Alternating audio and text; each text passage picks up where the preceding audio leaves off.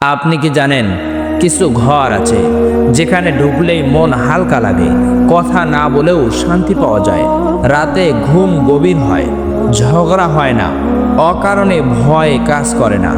আবার কিছু ঘর আছে, একই ঘর একই মানুষ কিন্তু অশান্তি লেগেই থাকে, ছোট কথায় রাগ, মন ভারী, ইবাদতে মন বসে না। প্রশ্ন হলো, এই পার্থক্যটা আসে কোথা থেকে? ইসলাম বলে এর পেছনে আছে এক অদৃশ্য যুদ্ধ, আর সেই যুদ্ধে ঘরের ভেতর সবচেয়ে বড় শত্রু হলো শয়তান। আজ আমি আপনাকে এমন তিনটি আমল বলবো যেগুলো করলে হাদিসের আলোকে শয়তান ওই ঘরের কাছে টানা 40 দিনও ঘেঁষতে পারে না, আর নেমে আসে সাকিনা, রহমত ও বরকত।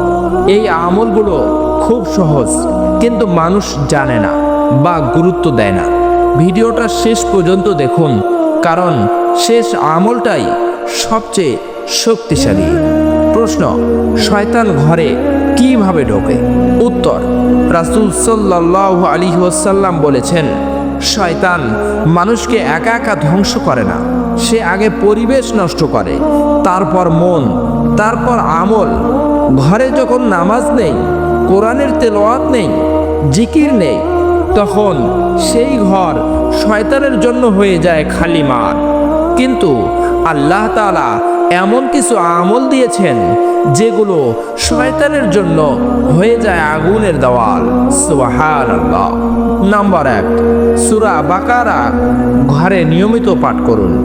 রাসূলুল্লাহ সাল্লাল্লাহু আলাইহি ওয়াসাল্লাম স্পষ্টভাবে বলেছেন, যেই ঘরে সূরা বাকারা পড়া হয় সেই ঘর থেকে শয়তান পালিয়ে যায়। সুবহানাল্লাহ। এটা কোনো রূপক কথা না, এটা বাস্তব।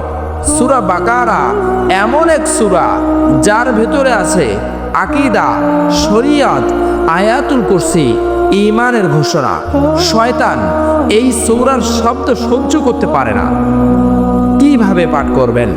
পুরো সূরা একদিনে না পারলে 2 থেকে 3 দিনে একবার পাঠ করুন। নিজে পড়তে না পারলে মোবাইলে সুন্দর তেলাওয়াত চালু করুন। সপ্তাহে অন্তত একবার পুরো সূরা বাজান। হাদিসের ব্যাখ্যায় উলামারা বলেছেন, এতে শয়তান 3 দিন থেকে 40 দিন পর্যন্ত ওই ঘরে ঢুকতে পারে না। সুবহানাল্লাহ। নম্বর 2, ফজর ও মাগরিবের পর ঘরে জিকির ও দোয়ার পরিবেশ রাখুন। শয়তান সবচেয়ে সক্রিয় থাকে ফজর ও মাগরিবের সময়। এই সময়টাই সে ঘরে ঢোকে, মন খারাপ করে, রাগ বাড়ায়, বাচ্চাদের অস্থির করে।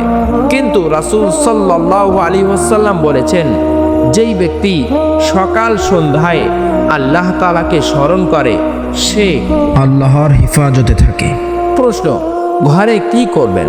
উত্তর, ফজরের পর আয়াতুল কুরসি 3 কুল, মাগরিবের পর বিসমিল্লাহ বলে বাতি জ্বালানো, ছোট জিকির।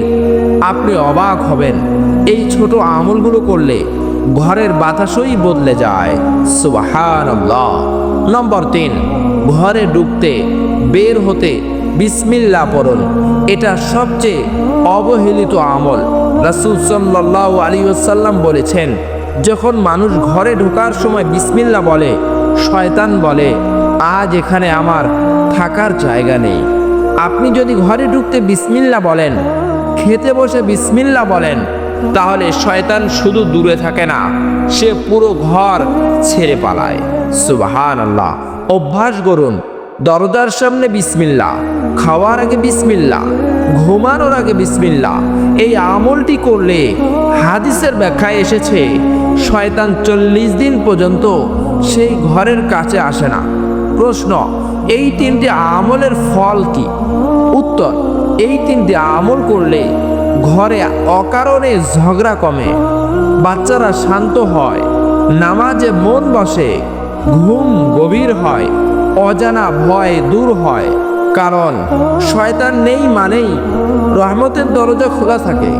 আপনি নতুন ঘর বানান, পুরনো ঘরে থাকুন, ঘরের আসল সাজ ফার্নিচার না, আলো না, ঘরের আসল সাজ হলো আল্লাহর জিকির। আজ থেকেই সিদ্ধান্ত নিন, এই 3টে আমল নিজের ঘরে চালু করবেন। আল্লাহ চাইলে আপনার ঘর হয়ে উঠবে জান্নাতের ছায়া। আল্লাহ তাআলা আমাদের ঘরগুলোকে শয়তান মুক্ত করুন। আমিন।